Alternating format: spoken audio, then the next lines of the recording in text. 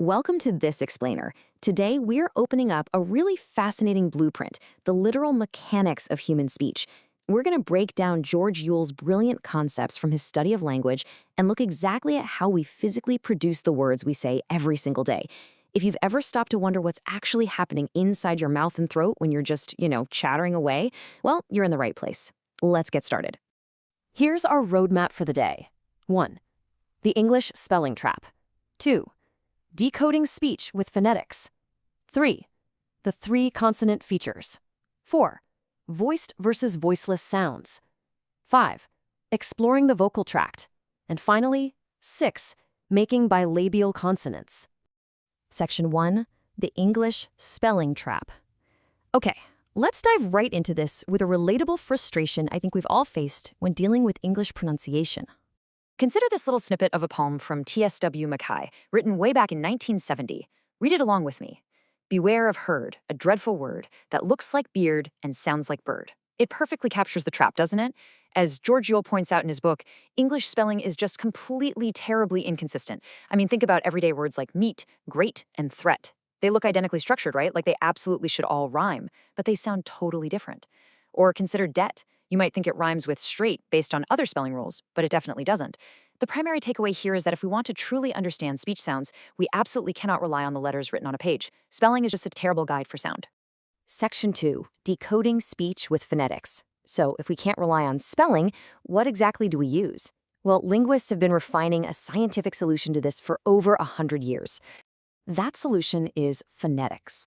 It's defined as the general study of the characteristics of speech sounds.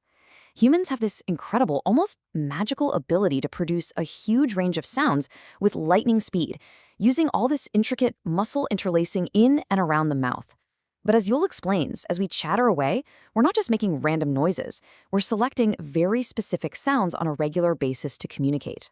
To really study phonetics, we have to do something that's actually quite difficult. We have to deliberately slow down our everyday rapid-fire chatter and isolate each individual sound segment within the stream of speech.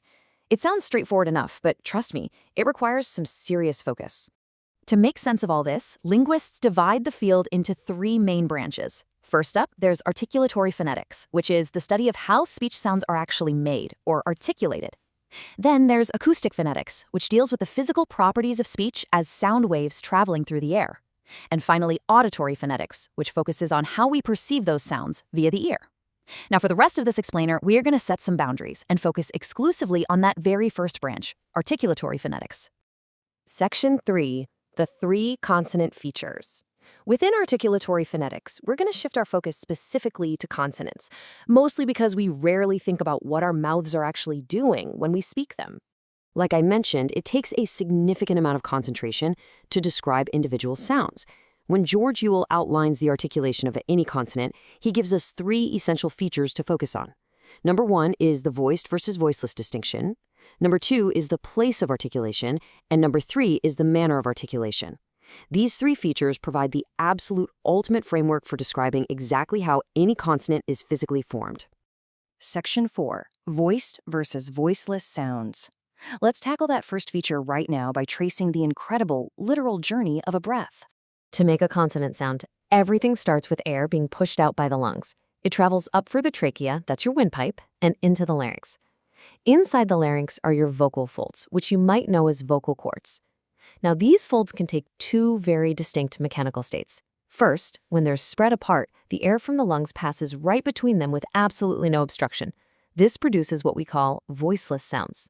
Alternatively, when the vocal folds are drawn together, the air has to push them apart repeatedly as it forces its way through. This creates a vibration effect, producing what we call voiced sounds. You don't just have to imagine this. Let's do a physical test together right now. Seriously, try this. First, place your fingertip gently on the top of your Adam's apple. That's the part of your larynx you can feel in your neck, just below your chin. Now make a continuous Z sound, or v sound. Feel that? You should feel a distinct vibration right against your finger. That's because those are voiced sounds. Okay, now keeping your finger in the exact same spot, make an SSSS or FFFF sound. Notice the difference? The vibration is completely gone. Those are voiceless sounds.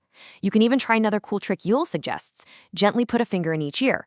Buzz a Z, and you'll literally hear and feel it vibrate inside your head, but a soft SS will just be quiet airflow with zero vibration. Section 5. Exploring the vocal tract. Now that we deeply understand voicing in the larynx, let's follow that air further up into the vocal tract to explore our second feature, the place of articulation. Once the air passes through the larynx, it enters a tube called the pharynx. This extended tube shape is exactly 5 inches or 13 centimeters long. So the air travels up this 5-inch pathway before it gets pushed out through either the mouth, which we call the oral tract, or the nose, the nasal tract. And remember, we typically produce speech as we're breathing out. It is actually quite difficult to do much talking while you're breathing in. To really understand how we shape this outgoing air, imagine a cross-section of the head to reveal all the crucial parts of the oral cavity involved in speech production. Starting from the front of the mouth and working our way back, we've got the lips and teeth, and then the alveolar ridge, which is just behind the upper teeth. Moving further back along the roof of the mouth, we hit the hard palate, the soft velum, and the uvula hanging way at the back. And of course, taking up a massive amount of space right in the middle is the tongue. Most consonant sounds are produced by using the tongue and these other physical features to constrict the shape of the oral tract as the air passes out. The place of articulation we mentioned earlier simply refers to the specific anatomical location where that constriction takes place. Section 6. Making bilabial consonants. Let's see how the International Phonetic Alphabet, or the IPA, puts these anatomical features into action. So, the crucial point here is how we map these physical actions to written symbols that won't trick us the way English spelling does. We'll start with bilabial consonants. Bi means two, and labial refers to lips, so these are sounds made using both lips together.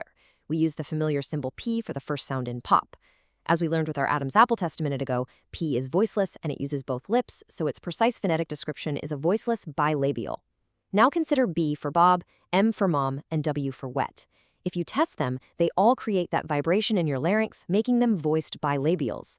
See what we did? We just seamlessly mapped the exact physical mechanics of voicing and place to their specific phonetic symbols. So we've covered the voiced and voiceless distinction, and we've successfully explored the bilabial place of articulation.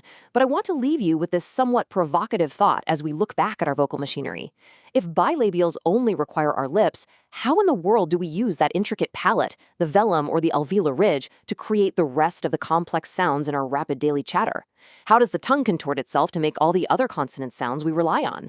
The mechanics of speech are just wonderfully complex, and there is an entire landscape inside the mouth waiting to be decoded. Thanks for joining me on this explainer, and hey, keep paying attention to the fascinating mechanics of your own voice.